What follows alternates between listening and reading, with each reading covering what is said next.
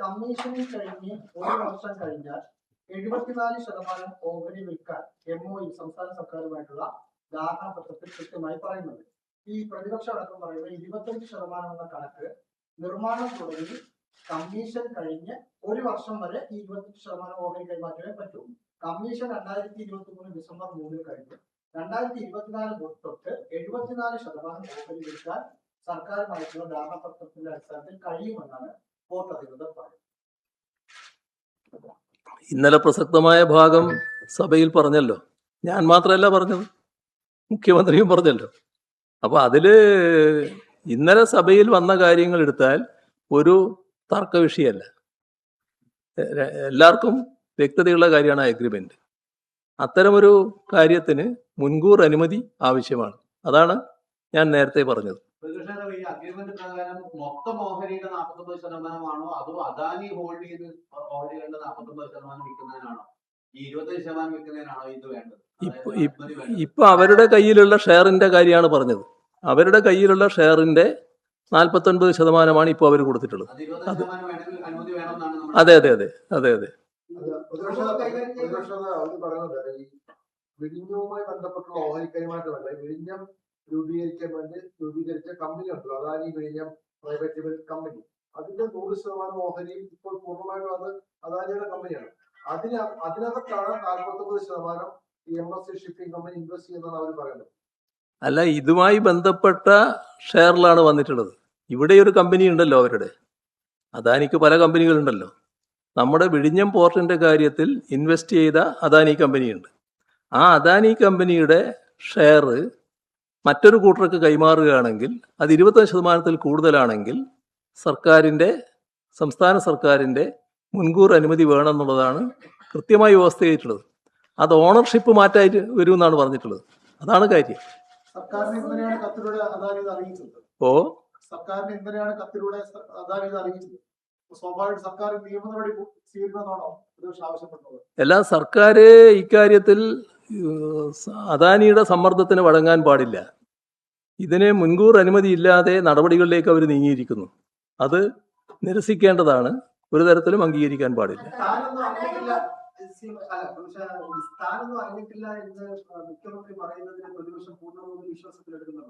ഞാൻ പറഞ്ഞതിലെല്ലാം ഉണ്ടല്ലോ, ഞാൻ പറഞ്ഞല്ലോ കൃത്യമായിട്ട്. അതായത് ഇത്തരം ഇതുപോലൊരു കമ്പനി ഈ നടപടികളിലേക്ക് നീങ്ങി എന്നിപ്പോൾ വ്യക്തമായിരിക്കുന്നു.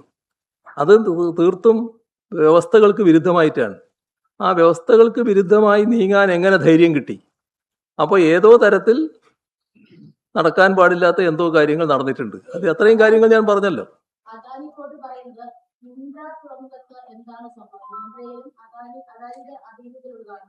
അതുപോലെയാണ് വിഴിഞ്ഞം തുറമുഖത്തിൽ അവരുടെ 100% ഷെയറിൽ നിന്നാണ് ഇത് കൊടുത്തതെന്നാണ്. ഇതിൽ അസാധാരണമായിട്ടൊന്നുമില്ല എന്നാണ് അദാനി കൊണ്ട് പറയുന്നത്. ഇതിപ്പോ സെബി അംഗീകാരം കൊടുത്തിട്ടുണ്ട്. ഈ നിയമപരമായി സാങ്കേതികത്വം മാത്രമേ ഉള്ളൂ. അപ്പോ അവരുടെ ഈ ഷെയറിൽ നിന്നും കൊടുക്കുന്നതിന് എന്താണ് തടസ്സം? മുദ്ര കമ്പനി എന്ന് പറയുന്നത് അവരുടെ സ്വന്തം കമ്പനിയാണ്. ഇനി ഞാൻ പറയട്ടെ. അതായത് അദാനിക്ക് ധാരാളം കമ്പനികളുണ്ട്. ആ കമ്പനികളിൽ അവരിഷ്ടം പോലെ അവരുടെ ഷെയർ കൊടുക്കുകയോ വാങ്ങുകയോ ചെയ്യുന്നതിന് നമുക്ക് ആർക്കും ഒന്നും പറയാൻ കഴിയില്ല. വിഴിഞ്ഞത്തിൻ്റെ കാര്യത്തിൽ നമ്മൾ നേരത്തെ വ്യവസ്ഥ ചെയ്തിട്ടുണ്ട്. വിഴിഞ്ഞം അദാനിയെ കൺസെഷനായിട്ട് കാണുമ്പോൾ ആ കൺസെഷൻ എഗ്രിമെൻറ്റിൽ കൃത്യമായി പറഞ്ഞിരിക്കുകയാണ്, ഇവിടെ 25%-ലധികം ഷെയർ മറ്റേതെങ്കിലും ആൾക്ക് കൊടുക്കുന്നുവെങ്കിൽ, മറ്റേതെങ്കിലും കമ്പനിക്ക് കൊടുക്കുന്നുവെങ്കിൽ അത് ഓണർഷിപ്പ് ചേഞ്ചായിട്ട് പരിഗണിക്കപ്പെടും. അതിന് മുൻകൂർ അനുമതി സംസ്ഥാന ഗവൺമെൻറ് ഇത് വേണം. ഇത് വ്യക്തമായി രേഖപ്പെടുത്തി വെച്ച കാര്യമാണ്, അഗ്രിമെൻറ്റിൽ രേഖപ്പെടുത്തി വെച്ച കാര്യമാണ്. അത്തരമൊരു കാര്യം ലംഘിച്ചുകൊണ്ടാണ് ഇപ്പോൾ നടപടികൾ നീങ്ങിയിട്ടുള്ളത്. അതാണ് കാണേണ്ടത്.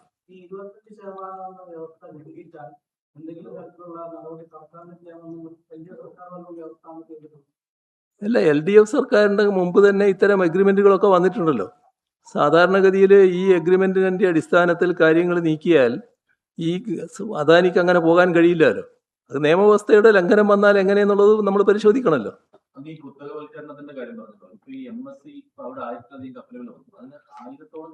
MSCയുടേതാണ്. അപ്പോൾ ഓൾറെഡി അവിടെ അങ്ങനെ ഒരു കുത്തകവൽക്കരണം അവർ നടത്തിക്കൊണ്ടിരിക്കുകയല്ല. അത് സാധാരണഗതിയിൽ ടെർമിനൽ നോക്കിയാൽ ഇന്നത്തെ നിലയിൽ ഒരു ടെർമിനലാണല്ലോ നമ്മൾ നല്ല രീതിയിൽ വികസിപ്പിച്ചിട്ടുള്ളത്. എന്നാൽ ഘട്ടം ഘട്ടമായിട്ട് ഇത് വികസിപ്പിക്കാൻ പോവുകയാണല്ലോ.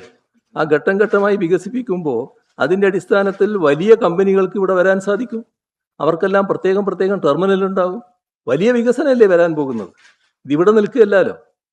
അപ്പോൾ ആ വൻപിച്ച വികസനം വരുന്ന ഘട്ടത്തിൽ ഈ MSCയെ പോലുള്ള ഒട്ടേറെ കമ്പനികൾ തന്നെ ഇങ്ങോട്ട് വരും.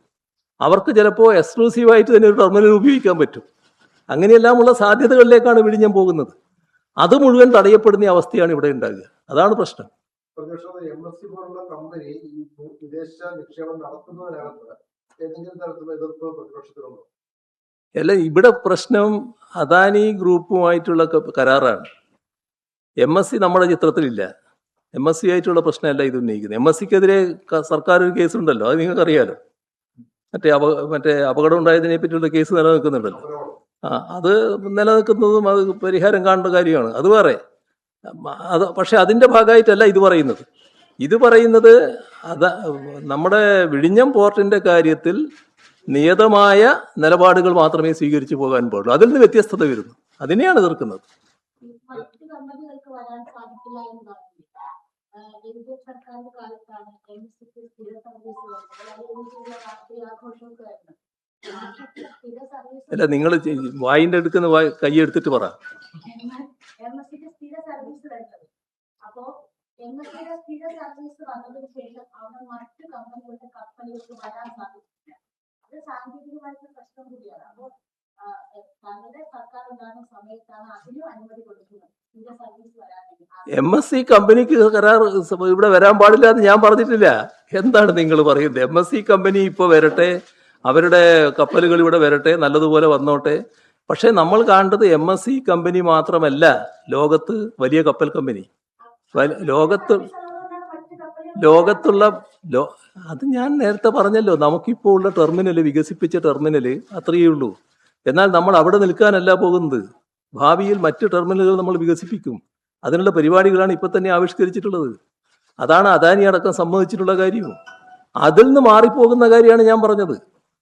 മറ്റു കാര്യം കശുവണ്ടി കോർപ്പറേഷൻ അഴിമതി കേസിൽ ഇപ്പോൾ വി.ഡി. സതീശൻ സർക്കാർ ആർ ചന്ദ്രശേഖരനെ പ്രോസിക്യൂട്ടിന് അനുമതി കൊടുത്തിട്ടുണ്ട്. താങ്കളുടെ സർക്കാർ അത് 3 തവണ അനുമതി കൊടുക്കാതിരുന്നതാണ്. അപ്പോൾ അത് അഴിമതിയാണെന്ന് കണ്ടുകൊണ്ടാണ് ഇപ്പോൾ വി.ഡി. സതീശൻ സർക്കാർ കൊടുത്തത്. എന്തുകൊണ്ടാണ് അന്ന് LDF കൊടുക്കാതിരുന്നത്? ഞങ്ങൾ അന്നത്തെ ഘട്ടത്തിൽ അത് കൊടുക്കേണ്ടതില്ല എന്നാണ് തീരുമാനിച്ചിരുന്നത്. അതിപ്പോ ഇവർ കൊടുത്തല്ലോ, അത് കണക്കട്ടെ. 3 സംഭവങ്ങൾ, അതായത് ലിക്കർ ടാക്സ് റിബേറ്റ്, പിന്നെ നമ്മുടെ കരിമണൽ പ്രൈവറ്റൈസേഷൻ, മൂന്നാമത്തത് വിഴിഞ്ഞം. ഒരു വലിയ ഓർഗനൈസ്ഡ് കറപ്ഷൻ അഴിമതിയാണ് ഇതിന് പിന്നിലെന്നാണ് പ്രതിപക്ഷത്തിന് പ്രധാന. ഇതൊന്നും സതുദ്ദേശത്തോടെയുള്ളതാണെന്ന് കാണാൻ പറ്റില്ല. അതാണ് വലിയ തോതിലുള്ള അഴിമതിക്കുള്ള സാധ്യതയാണ് ഇതിൻ്റെ എല്ലാം പിന്നിലുള്ളത്. അതിൽ ബന്ധപ്പെട്ട കാര്യങ്ങളിലെല്ലാം വല്ലാത്ത ദുരൂഹത നിലനിൽക്കുകയാണ്. അതാണ് നാം കാണേണ്ടത്. ഈ മദ്യവിഷയത്തിൽ സഭയിലെ പ്രതിപക്ഷ നിലപാട് പറഞ്ഞു വന്നപ്പോൾ വിശദീകരിക്കുകയും ചെയ്തു. സഭയ്ക്ക് പുറത്തേക്ക് അത് സമരരൂപത്തിലേക്ക് മാറുന്നുണ്ടോ? എങ്ങനെയാണ് സർക്കാർ നടപടി മുന്നോട്ട് പോവുകയാണ്? ഒക്കെ വയ്ക്കുമെന്ന് കണ്ടറിയണം. ഏതായാലും എങ്ങനെയാണ് പ്രതിപക്ഷം ഇത് അംഗീകരിക്കാൻ കഴിയില്ല എന്ന് ഇന്നലെ തന്നെ പറഞ്ഞു കഴിഞ്ഞിട്ടുണ്ട്. അംഗീകരിക്കാൻ കഴിയില്ല എന്ന് പറയുന്നതിന്റെ അർത്ഥം ഇതിനെതിരെയുള്ള ശക്തമായ നടപടികൾ പ്രതിപക്ഷത്തിന്റെ ഭാഗത്ത് ഉണ്ടാകുമെന്ന് തന്നെയാണ്. അതിന്റെ കാര്യങ്ങൾ മറ്റു തരത്തിൽ ആലോചിക്കും. സർക്കാരിന്റെ കാലത്ത് ഈ മദ്യവുമായി ബന്ധപ്പെട്ട് മദ്യ ബാറുകൾ കൊടുക്കുന്നു, അങ്ങനെയൊക്കെ വരുമ്പോൾ ഏറ്റവും കൂടുതൽ എതിർത്തിരുന്നത് ചില സമുദായ സംഘടനകളും ചില മത സംഘടനകളൊക്കെയാണ്. പക്ഷെ ഇപ്പോ ഈ ഒരു തീരുമാന ഇളവ് വന്നപ്പോ വേണ്ടത്ര വീര്യത്തോടെ അവർ എതിർക്കുന്നില്ല എന്ന് തോന്നുന്നു. മദ്യത്തിന്റെ വീര്യം പോലെ എതിർപ്പിന് വീര്യക്കുറവുണ്ടോ എന്നറിയില്ല. ഇവിടെ ഏതായാലും അവരും അവരുടെ ആശങ്ക വ്യക്തമാക്കിയതാണ് ഞാൻ കണ്ടത്. ഇപ്പം ആദ്യഘട്ടത്തിൽ തന്നെ ഇപ്പം ഞങ്ങൾ തന്നെ കാണിച്ചൊരു രീതിയിൽ ഒരു ഗവൺമെന്റ് പുതുതായിട്ട് വന്നു. അപ്പം ആദ്യമേ തന്നെ ശക്തമായിട്ടൊരു അഭിപ്രായത്തിലേക്ക് പോകില്ലല്ലോ. പക്ഷേ ആദ്യഘട്ടത്തിൽ തന്നെ അതുമായി ബന്ധപ്പെട്ട വിയോജിപ്പ് അവരെല്ലാം രേഖപ്പെടുത്തിയിട്ടുണ്ട്, എല്ലാവരും രേഖപ്പെടുത്തിയിട്ടുണ്ട്. പിന്നീട് തീരുമാനിക്കുന്ന വ്യവസ്ഥയിലാണ് ഇന്നലെ ബില്ല് പാസ്സായത്.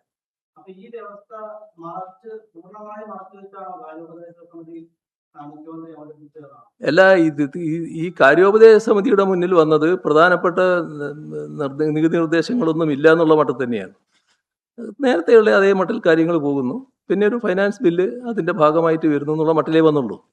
പക്ഷെ നികുതി നിർദ്ദേശത്തിന്റെ കാര്യം പിന്നീടാണ് വരുന്നത്. അല്ല ധനബില്ല് വരുമ്പോൾ തന്നെ അധിക നികുതി ഉള്ളത് കൊണ്ടാണല്ലോ ധനബില്ല് വരേണ്ടത്.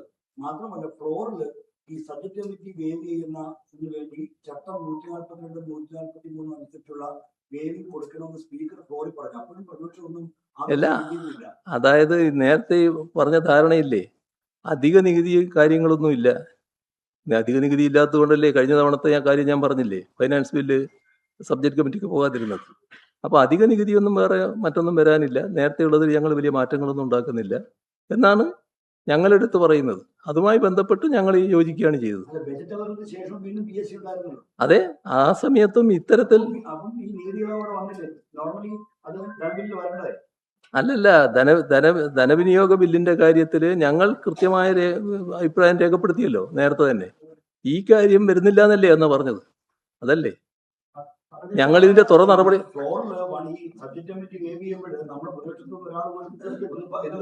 എല്ലാം എതിർക്കാതിരുന്നത് ഈ ധാരണയിലാണ്. എതിർക്കാതിരുന്നത് ഞങ്ങൾ പുതുതായിട്ടൊന്നും കൊണ്ടുവരുന്നില്ല. പഴയ അതേ നില തന്നെയാണ് ഞങ്ങൾ സ്വീകരിക്കുന്നത്. നമ്മളെല്ലാം പാസ്സാക്കിയതല്ലേ. ഇനി വീണ്ടും എല്ലാ കാര്യങ്ങളും സബ്ജക്ട് കമ്മിറ്റിക്ക് പോകേണ്ടതില്ല. ഞങ്ങൾ അതിനോട് യോജിക്കുകയാണ് ചെയ്തത്.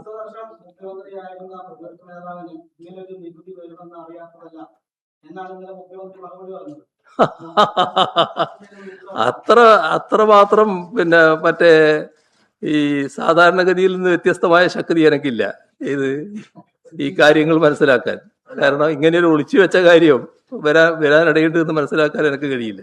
അല്ല, പ്രതിപക്ഷം അതിൽ പൂർണ്ണമായിട്ടും സർക്കാരിനെ അംഗമായി വിശ്വസിക്കുകയാണോ പ്രതിപക്ഷം ചെയ്തത്? സർക്കാരും സർക്കാരിന്റെ തലപ്പത്തിരിക്കുന്ന മുഖ്യമന്ത്രിയും പറയുന്ന കാര്യം ആദ്യമേ തന്നെ അവിശ്വസിക്കേണ്ട കാര്യമില്ലല്ലോ. നമ്മൾ ഓരോന്നും അനുഭവത്തിന്റെ അടിസ്ഥാനത്തിൽ എടുക്കുക. അപ്പോൾ ഇങ്ങനെ പറഞ്ഞപ്പോൾ ഞങ്ങളത് വിശ്വാസത്തിലെടുത്തു എന്നുള്ളതാണ് ശരി. അങ്ങനെ വിശ്വാസത്തിലെടുക്കാൻ പാടില്ലായിരുന്നു എന്ന് നിങ്ങൾ ഇപ്പോൾ പറയുന്നുണ്ടെങ്കിൽ ഇപ്പോഴത്തെ അനുഭവത്തിൽ അത് ശരിയായിരിക്കും. പക്ഷെ ഞങ്ങൾക്ക് അന്നേരം അങ്ങനെ ഒരു തോന്നലില്ല. അതാണ്.